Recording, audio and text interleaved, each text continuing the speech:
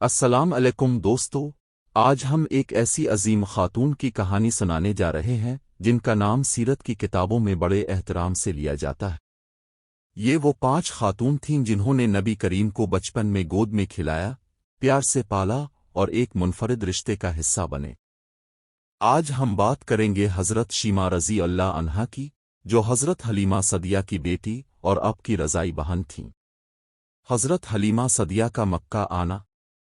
جب نبی کریم کی ولادت ہوئی تو عرب کا دستور تھا کہ شریف خاندانوں کے بچوں کو دودھ پلانے کے لیے دیہات میں بھیجا جاتا تھا تاکہ وہ صاف ماحول میں پرورش پائیں اور فصیح عربی بولنا سیکھیں۔ قبیلہ بنو سعد کی عورتیں ہر سال مکہ آتی تھیں اور شرفا کے بچے لے کر جاتی تھیں۔ اس سال قبیلہ بنو سعد میں بڑا قحط تھا۔ حضرت حلیمہ سعدیہ بھی اپنے خاوند حارث بن عبدالعزیز اور اپنی بیٹی شیمہ کے ساتھ مکہ آئیں۔ ان کے پاس ایک کمزور اونٹنی تھی جو بہت آہستہ چلتی تھی، اور ایک بوڑھی گدھی تھی جس پر وہ سوار ہوتی تھیں۔ محمد کو اپنانے کا فیصلہ۔ جب حلیمہ سعدیہ مکہ پہنچی تو تمام عورتوں نے دولت مند خاندانوں کے بچے لے لیے۔ نبی کریم یتیم تھے کیونکہ اب کے والد عبداللہ اب کی ولادت سے پہلے ہی فوت ہو چکے تھے۔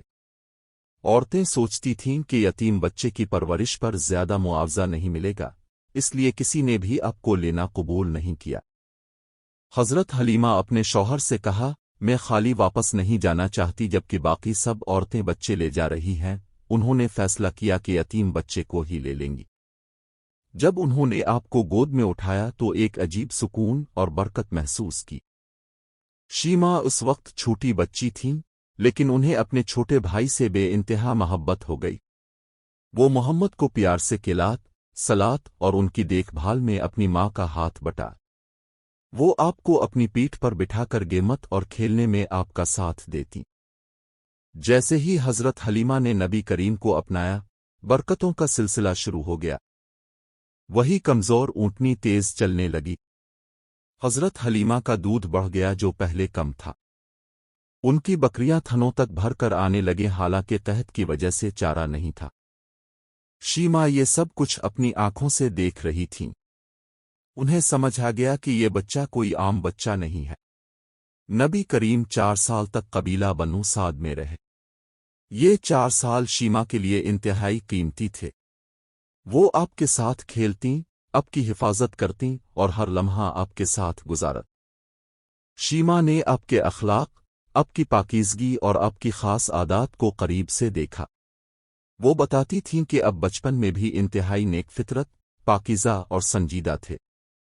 جب اب 4 سال کے تھے تو شق صدر کا مشہور واقعہ پیش آیا۔ نبی کریم کھیل رہے تھے کہ 2 فرشتے آئے اور انہوں نے آپ کا سینہ چاک کر کے دل کو پاک کیا۔ جب شیمہ اور دوسرے بچوں نے یہ دیکھا تو وہ خوفزدہ ہو کر حضرت حلیمہ کے پاس دوڑے گئے۔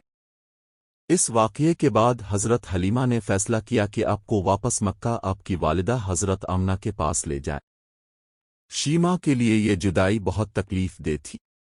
4 سال کی محبت، 4 سال کی قربت اور اب اچانک جدائی۔ لیکن یہ اللہ کی مشیت تھی۔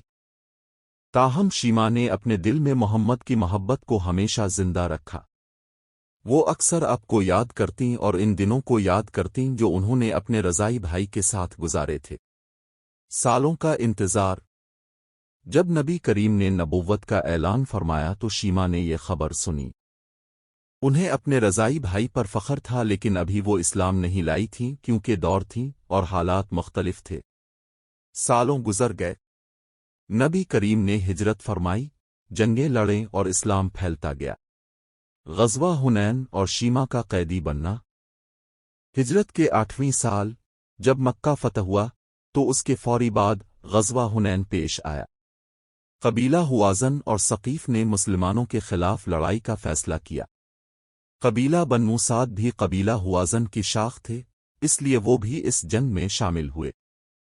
جنگ میں مسلمانوں کو فتح ہوئی اور بہت سے قیدی پکڑے گئے۔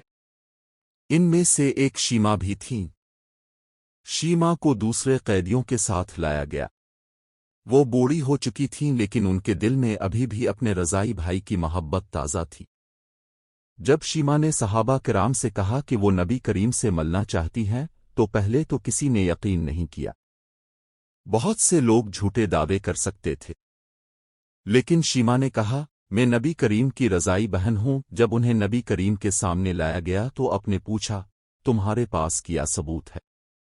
شیما نے جواب دیا، جب آپ چھوٹے تھے تو ایک دن اپنے میری پیٹھ پر کاٹا تھا جب میں آپ کو اٹھائے ہوئے تھی۔ یہ سن کر نبی کریم کی آنکھیں بھر آئیں۔ اپنے فوری طور پر شیما کو پہچان لیا۔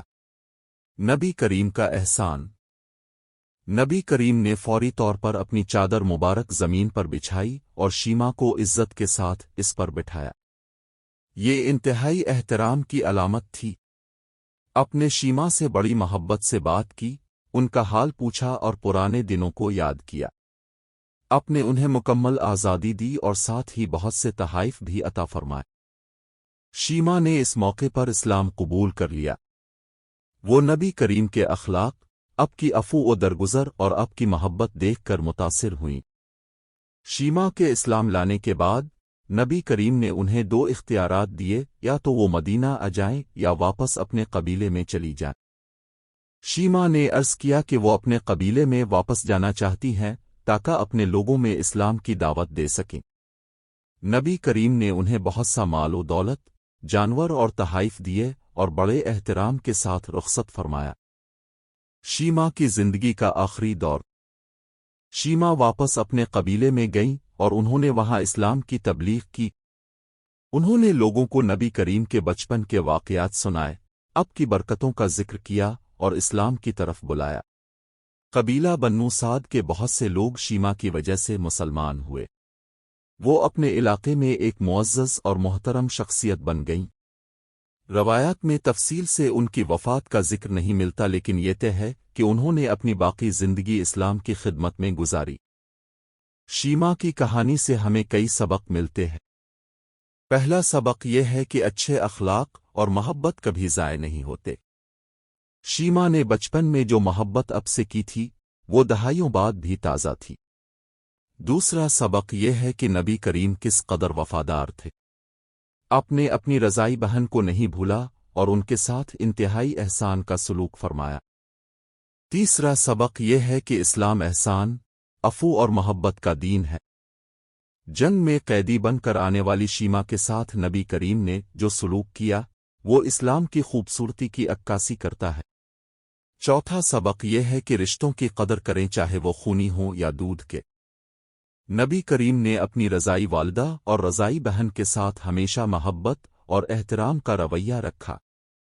شیما رضی اللہ عنہا کی عظمت یہ ہے کہ انہوں نے نبی کریم کی پرورش میں حصہ لیا۔ انہوں نے آپ کو اپنے ہاتھوں سے کھلایا، پالا اور محبت دی۔